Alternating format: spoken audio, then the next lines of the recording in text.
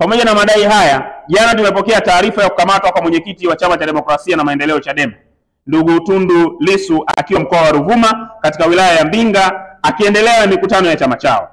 Kukamatwa kwa ndugu Lissu ni mwendelezo wa kukosa ustahimilivu wa dola na serikali. Ni shambulio la wazi kwa demokrasia ya vyama vya upinzani. Natumia nafasi hii kulitaka jeshi la polisi kumwachia mara moja bila masharti yoyote ndugu Tundu Antipas Lissu. Inaeleweka wazi kwamba hivi tunavyozungumza, CCM makamu mwenyekiti wake ndugu Steven Wasira anazunguka kufanya mikutano ya hadhara.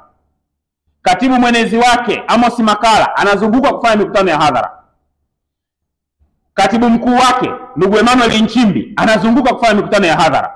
Unajiuliza, inakuwaje tena jeshi la polisi linakwenda kuzuia mikutano ya hadhara ya viongozi wa vyama vya upinzani? Lakini ukiangalia namna ambavyo wamekamatwa na nguvu kubwa iliyotumika, unapata picha moja tu kwamba vyombo vya dola vinajiandaa kwenda kwenye uchaguzi vikilenga kuwahofisha raia.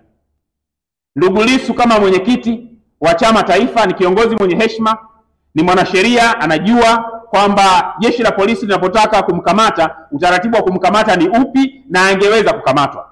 Kitendo cha kwenda kupiga mabomu hadharani kwa raia wasiokuwa na silaha, kwa raia ambao wamekaa kwa utulivu, na kumkamata ndugu Lissu kana kwamba ni jambazi, ni kitendo cha jaribio la kuharibu kabisa demokrasia ya nchi yetu.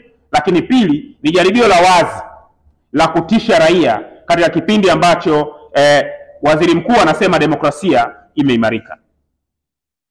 Nchi hii kila chama kina haki sawa kisheria. Tumeshuhudia CCM wakifanya ziara zao bila bughudha. Huu ni mwaka wa uchaguzi, vyama vyote viache vifanye kazi kwa usawa. Eneo la tatu ni usalama wa raia.